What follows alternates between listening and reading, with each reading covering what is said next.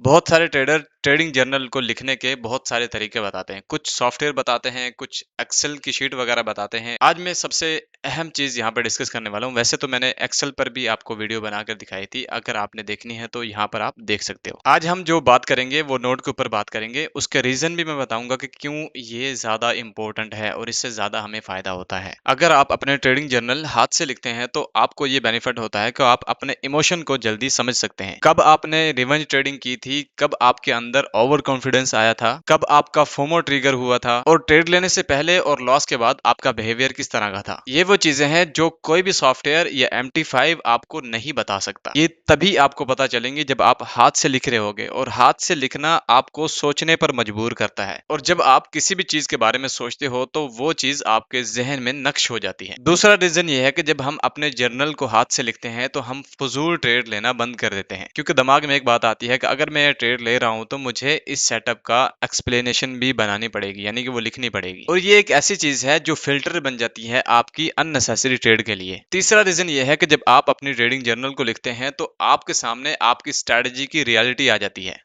आपने बहुत सारे लोगों को सुना होगा, वो कहते हैं कि मेरी स्ट्रैटेजी इस वक्त काम नहीं कर रही। लेकिन जर्नल एक ऐसी चीज है जो हमें बताती है कि हम अपनी स्ट्रैटेजी में ट्रेड करते हुए क्या गलती कर रहे हैं। क्या हम रूल को फॉलो कर रहे हैं, क्या हम रैंडम एंट्रीज तो नहीं ले रहे, क्या हमने अपना रिस्क पर ट्रेड पर इंक्रीज तो नहीं किया, क्या हमने जो अपनी ट्रेड ली थी स्ट्रैटेजी के मुताबिक वो जिन मार्केट कंडीशन में वर्क करती है उसमें ली थी या उसके अलावा ली थी। यानी अक्सर प्रॉब्लम स्ट्रैटेजी नहीं होती बल्कि एग्जीक्यूशन होता है, और जब हम अपना जर्नल बनाते हैं तो उस एग्जीक्यूशन की गलतियां हमारे सामने आ जाती हैं और हम उन्हें ठीक कर सकते हैं। और चौथा रीजन ये है कि आपका जो कॉन्फिडेंस बनता है वो रियल होता है। जब आप 50 या 100 ट्रेड का डाटा लिख लेते हैं अपने हाथ के साथ, तो भाई आपके पास एक एविडेंस होता है, और उस एविडेंस के बेस पर आपके अंदर कॉन्फिडेंस आता है। अक्सर लोग ट्रेडिंग जर्नल लिखते हुए बड़ी गलती ये करते हैं कि वो सिर्फ एंट्री लिखते हैं, स्टॉप लॉस लिखते हैं और टेक प्रॉफिट लिखते हैं। हालांकि ये ट्रेडिंग जर्नलिंग नहीं होती बल्कि ये अकाउंटिंग होती है। असल जर्नलिंग वो होती है जिसमें एंट्री, एग्जिट और स्टॉप लॉस के साथ साथ आपकी साइकोलॉजी और आपके डिसीजन का पूरा स्ट्रक्चर लिखा हो। अब आप सोच रहे होगे कि नोटबुक पर हाथ के साथ लिखने के लिए बेहतरीन स्ट्रक्चर कौन सा है जर्नल का। मैंने यहाँ पर लिख के रखा हुआ है।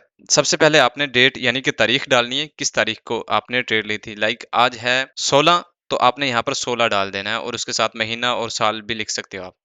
फिर उसके बाद आपने पेयर लिखना है। गोल्ड का है, यूरो का है, जीबीपी का है, जेपीवाई का है, जिसका भी पेयर है वो यहाँ पर आपने डाल देना है। फिर उसके बाद यहाँ पर आपने लिखना है आपने बाय किया था या सेल किया था।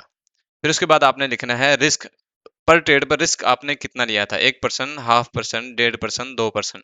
फिर उसके बाद रिजल्ट लिखना है, रिजल्ट क्या निकल के आया था उस ट्रेड का, यानी कि वो प्रॉफिट में क्लोज हुई थी या लॉस में क्लोज हुई थी। अगर प्रॉफिट में क्लोज हुई है तो वो कितना प्रॉफिट में क्लोज हुई है, यानी कि जितना आपने रिस्क लिया था उसका 2 गुना या 3 गुना या 1.5 गुना कितना।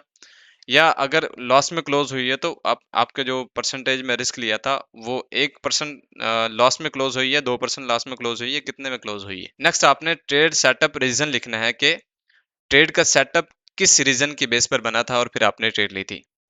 लाइक वो मूवी एवरेज की बेस पर बनी थी, स्ट्रक्चर चेंज हुआ था, स्पॉट बन रही थी, फिर उस पर कोई एक अच्छी सी कैंडल बनी, फिर उस पर आपने ट्रेड ली।